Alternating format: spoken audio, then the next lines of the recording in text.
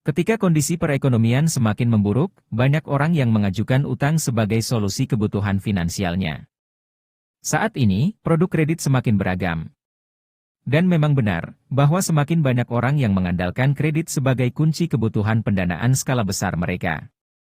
Dari iklan dan brosur, hingga SMS, lihat begitu banyak penawaran produk pinjaman yang mengisi inbox SMS Anda. Namun, kalian jangan tergiur untuk mengajukan utang untuk keempat pengeluaran ini.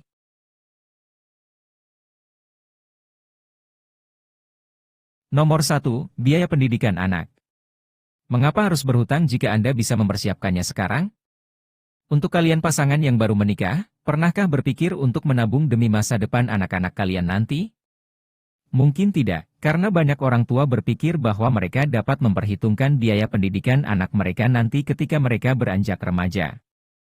Namun, mengingat terbatasnya waktu yang tersedia untuk mempersiapkan dana pendidikan, asumsi seperti itu sebenarnya berisiko.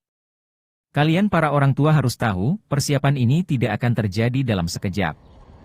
Oleh karena itu, harus dipersiapkan terlebih dahulu, apalagi jika kalian berencana menyekolahkan anak ke luar negeri. Ada beberapa faktor untuk mempersiapkan biaya pendidikan secara matang. Pertama, perkirakan berapa dana pendidikan yang dibutuhkan. Kalian bisa berinvestasi atau menabung untuk mencapai target yang telah ditetapkan. Kedua, jenis instrumen investasi yang dipilih. Ada banyak jenis investasi yang beredar saat ini, tapi jenis investasi yang sesuai untuk dana pendidikan adalah reksadana. Bisa reksadana saham, reksadana pasar uang, reksadana pendapatan tetap, reksadana campuran dan reksadana syariah. Ketiga, perhitungan dana untuk investasi berkala. Dana untuk investasi berkala tergantung seberapa lama waktu yang kalian miliki untuk berinvestasi. Semakin lama waktu yang kalian miliki, maka semakin ringan biaya yang harus Anda sediakan setiap waktunya. Pengeluaran kedua yang sebisa mungkin jangan sampai berhutang adalah biaya liburan. Berencana liburan ke luar negeri atau mudik setiap tahun tetapi dana masih belum mencukupi? Berhutang bukanlah solusinya. Masih banyak solusi lainnya, salah satunya adalah dengan merencanakan keuangan sebelumnya. Hitung estimasi biayanya, carilah jenis instrumen investasi yang tepat sesuai jangka waktu dan tingkat pengembalian yang diinginkan. Setelah semua tercapai, kalian bisa liburan tanpa harus berhutang. Pengeluaran ketiga yang sebisa mungkin jangan sampai berhutang adalah biaya pernikahan. Mau nikah kok malah ngutang?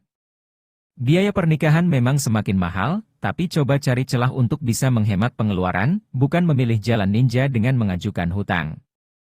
Meskipun banyak iklan yang menawarkan kredit tanpa agunan untuk modal pernikahan, itu menurut pendapat saya menyesatkan. Memang sah-sah saja kalian mengajukan kredit tanpa agunan untuk modal pernikahan, tapi coba kalian pikir-pikir lagi. Pernikahan adalah awal untuk membangun sebuah kehidupan rumah tangga. Apa kalian mau memulainya dengan hutang? Pernikahan tidak harus mewah, yang penting adalah kata-kata dari saksi. Sah. Benar kan? Oleh karena itu, beberapa hal dasar yang perlu Anda pikirkan saat merencanakan pernikahan adalah sebagai berikut. Jangan memprioritaskan gengsi saat pernikahan. Ingat, gengsi itu mahal, biar dilan saja. Kalian bisa mengadakan pesta perkawinan sesuai dengan kemampuan finansial yang kalian miliki. Rencanakan biaya pernikahan beberapa tahun sebelumnya ketika kalian memasuki usia nikah. Meskipun masih belum tahu siapa yang mau diajak nikah, lebih baik mulailah berpikir untuk merencanakan biaya pernikahan, daripada nanti harus berhutang. Persiapkan juga dana cadangan untuk antisipasi biaya-biaya kecil yang mungkin muncul saat perkawinan. Risiko berhutang untuk modal pernikahan sangatlah tinggi, tidak sebanding dengan pesta pernikahan yang hanya berlangsung sebentar saja. Kalian harus menanggung hutang beberapa tahun hanya demi gengsi. Sayang sekali bukan? Padahal masih banyak dana yang kita butuhkan setelah kita menikah nanti, seperti persiapan untuk kehamilan dan persalinan, membeli perabot rumah, pendidikan anak, membeli mobil, dan sebagainya. Belum lagi rencana jangka panjang setelah menikah yang harus dibiayai, seperti membeli rumah. Jadi, akan sulit bagi kita untuk memenuhi kebutuhan tersebut jika penghasilan habis untuk membayar cicilan. Jangan sampai tujuan menikah yang tadinya ingin bahagia, malah menjadi petaka bagi keuangan kita. Pengeluaran keempat yang sebisa mungkin jangan sampai berhutang adalah membeli barang bermerek. Buat gengsi tapi ngutang. Gengsi memang salah satu sifat dasar manusia yang bisa muncul kapan saja, tetapi bukan berarti kalian boleh berhutang hanya demi mempertahankan gengsi. Tidak ada manfaat apapun kalau kita berhutang hanya demi gengsi. Agar tidak dikatain makan tuh gengsi, hindari hal-hal berikut ini. Makan dan nongkrong di kafe atau restoran yang mahal.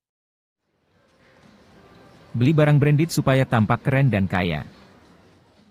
Gonta-ganti kendaraan mewah, padahal cicilan sebelumnya belum beres. Belanja di mall dan anti dengan pasar tradisional. Gonta-ganti gadget setiap muncul gadget terbaru. Gak pernah absen datang ke party supaya eksis. Maksain traveling ke luar negeri, meskipun harus ngutang. Memilih sekolah internasional terbaik buat pendidikan anak padahal ngutang di mana-mana. PDKT sambil traktir ini itu, padahal di rumah cuma makan mie instan. 4 pengeluaran tersebut memang bisa dibutuhkan kapan saja, tetapi bukan berarti kalian boleh mengajukan hutang seenaknya.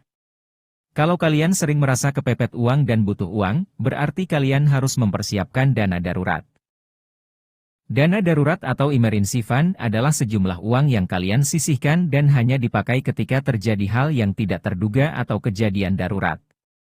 Besaran dana darurat yang ideal adalah 6 kali pengeluaran bulanan untuk kalian yang masih lajang.